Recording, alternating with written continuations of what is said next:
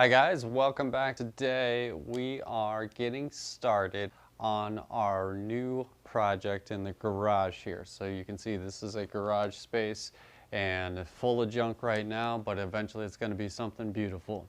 We are actually building a section so we can have a rescue here in our home for animals, kittens, dogs, fish, you name it, anything that we can help out with. So we are going to partner with some rescues, things like that. More to come on that in the future, but I wanted to show you guys the step-by-step on how we build it. So if you guys are interested in doing something like this DIY project, in this case it's going to be building a wall. So let me get started with that and show you exactly what we're doing.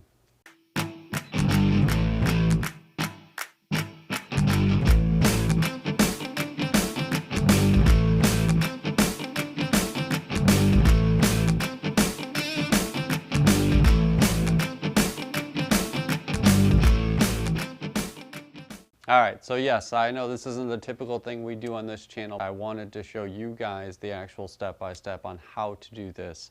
So what we're getting started with today is actually framing out a wall. So let me actually bring you in a little bit closer and show you exactly where this wall is going and how we're gonna do it. All right, so as I mentioned, we are taking out all of this stuff. So we are going to have a fairly decent sized space. It's going to be about 8 foot wide, and then it's going to go all the way down. So a pretty good section. We'll be able to put multiple areas in there. So we're going to put the wall right here where we already have an existing wall there. So we're going to jump right off that edge. And you can see I've already kind of started by putting in a new header. So you see the joist there, we've got what we call a header board. So we're going to run that all the way down. We're going to have the wall all the way there. And you can see here yesterday off of Facebook Marketplace, I was able to locate a door with the frame intact. This is an exterior door because this is a garage and it's cold out here. So a couple of things to keep in mind when building or framing out a wall. You want a double header stud. So you have one and then two. Let me show you kind of up there. You see that? You have two header studs, right?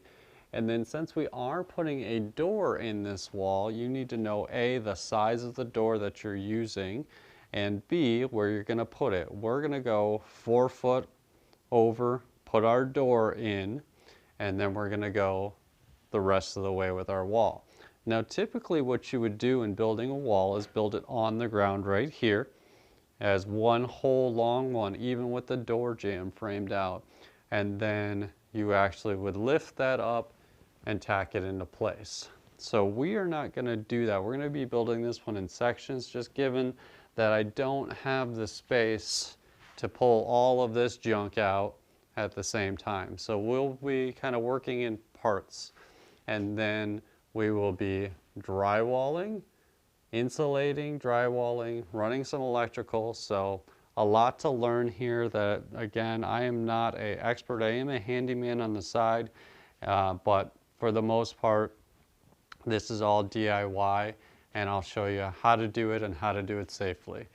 So let's get started. What we're going to do here is start by just framing out our 4 foot section of our wall and putting it in place. And then we'll do the other larger wall, and then we'll frame our header for the door. That's called a header right there. We're going to be doing it a little bit differently. There are 2 ways to do it, and I'll show you. That is a big 2x6 board there. We're not going to be doing that. Instead, we'll be doing a double 2x4. But I am going to show you how to frame out what's called a king stud. That's the one on the right, and a jack stud, which is the one on the left, and we're going to need to do that on both sides of our wall before we do that. So you see how right up here the king stud runs all the way up on the right, but the jack stud stops just at the top of the door jamb. And that's what we're going to be doing today, is running both of those boards along with our wall, and then we'll do the same on the other side for our larger wall. But if we can get this one in, that'll show we're making some good progress to get started. So, all right, so a couple of things. So the best way is always to put your top plate on like that if you can, okay? Because you usually won't have a screw long enough to screw through both of your plates. Plus, so you want to have that plate in place first. And then as you can see here with that top plate, it's actually resting on your joist, okay? In this particular case, that is just a standard 2x4 joist. This is a garage, okay? So we've screwed that top plate in there. That's a 14-foot board that I've got on there, but you would measure out your space. Now from there, you want to take a level, okay? And sometimes you don't have a long enough level, so you can take two levels together and set them side by side, and then you want to mark your floor where your level, so that way you have a line across to make sure that it's plumb. Now what we're going to do is actually plumb it when we put the wall up.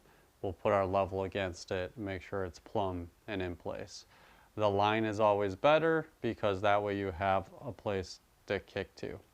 Next, you want to measure your floor to ceiling and understand how long your boards need to be. So we want to measure from our floor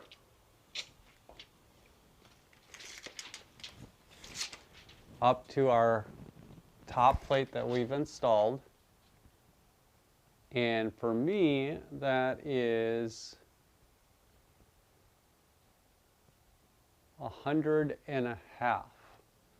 So I've got 100.5 inches. Now, with that, you need to subtract your 2x4s that are going to be your top plate and your bottom plate.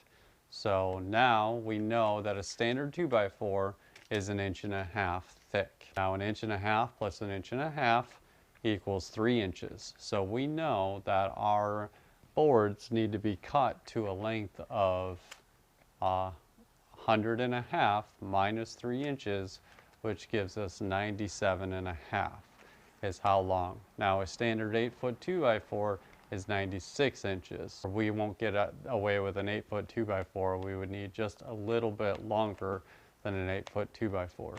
So let's see what we got. All right, so that's part one, just showing you guys a little bit about the build and what we're going to be doing. And then if you want to check out part two, the actual wall build, then make sure you like and subscribe so that way you can see exactly how we do this. One last tidbit here, that bottom plate there that we are working on should be, by code, for any concrete, whether this be a basement, garage, whatever, needs to be a ground contact board or a pressure treated ground contact green board is what they call that. So recommend you pick those up for your base plate. Just the base plate, doesn't have to be for the rest of the wall. All right, thanks for watching. Stay tuned for part two.